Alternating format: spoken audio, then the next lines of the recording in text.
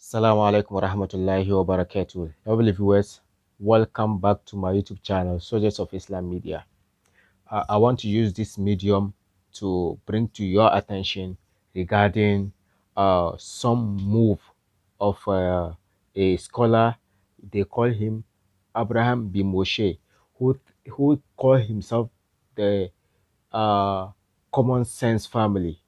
This common sense family, they are now trying to bring their stupidity on the Quran in Islam, which I think this is the time we, the youth, we don't need any scholar to defend this guy. Even if we introduce a scholar to this guy, his head is going to be big. We, the student, we are going to attack him. Since you are using your common sense, we also try to judge you by your common sense. We also try to attack you by your common sense.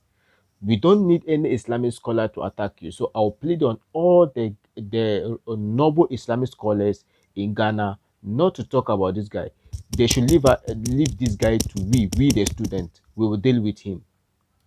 I would like to comment on some of the allegations he started making regarding the revelation of the Quran.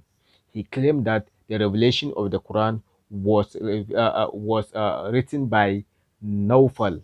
That is Waraka ibn Nawfal. Waraka ibn Nawfal. The name, when I was watching the video, I was amazed. He could not even pronounce Waraka, Waraka ibn Nawfal. Now, he made allegation that the Quran was revealed to the Prophet by Warqa ibn Nawfal. So Warqa ibn Nawfal reads the Quran for the Prophet sallallahu alaihi wasallam. I pity him because he thinks that maybe Islam is a religion whereby you can just wake up a day and start learning it by yourself. He doesn't know that people study Islam for over 10 to 20 years before they will become Islamic scholars. I don't know whether it doesn't study how the renowned Islamic scholars, before you become a great Islamic scholar, you have to learn. You have to pass different stages, learn different Islamic books, because Islamic books are preserved up to now, from the Quran to the Hadith, and it has been well preserved.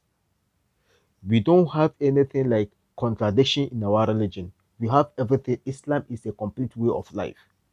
Now, concerning this Waraka ibn Nawfal, he said he is the one behind the revelation of the Quran. That's the writing of the Quran. Now, what I want to make it, I don't want to take this medium to start attacking him yet. No, we have to start to make a series of what video in all the allegation he made. But this one, I just want to laugh at him because he said, no, he has forgotten that the history. Muhammad sallallahu alaihi wasallam spent 13 years in Mecca and spent 10 years in Medina. Now, I was wondering whether he doesn't know Warqa ibn Nawfal. Warqa ibn Nawfal was old, was very old when Khadija ibn Khuwailid and Muhammad sallallahu alaihi wasallam, they went to him to confirm, to tell him what happened to the Prophet sallallahu in Gar al-Hira, in the cave. When they went there and she narrated all the story to what happened to Prophet sallallahu in the cave, and he knew what is in the book, in the old in the previous book, that anybody who has this sign will become a prophet. Now, before I go there, don't forget that there was a time when the Prophet sallallahu alaihi wasallam was a little boy around the age of 9. He and his uncle Abdul Talib, they went to Syria on trade. When they got there, they met a monk called Bahira. Al Bahira the monk. They met him.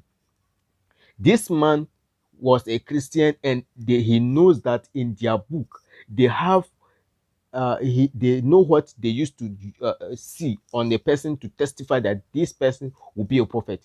At that time, this man Bahira the monk saw the stamp or the seal of prophet, the stamp at the back of the prophet when he called the uncle of the prophet. This guy, you have to return him back. If not, if these people find out, they will kill the boy, because this guy will be a prophet. So you have to differentiate. We have a Bahira the monk who also testified when the Prophet ﷺ has not even received revelation. He was young when he what escorted his uncle to what Syria on trade with a caravan. So when the first revelation came, when he was in Gar al-Hirai, when the revelation came, then he went back to his wife, even to the extent that he says, Zamiluni, Zamiluni, cover me, my wife, cover me, my wife. He was shivering because he has never seen an angel before. So when he narrated all these things to his wife also knew her, Bahira, Al Bahira the monk. They met him. This man was a Christian, and he knows that in their book they have they know what they used to see on a person to testify that this person will be a prophet. At that time, this man, Bahira the monk, saw the stamp or the seal of prophet, the stamp at the back of the Prophet when he called the uncle of the Prophet. This guy, you have to return him back.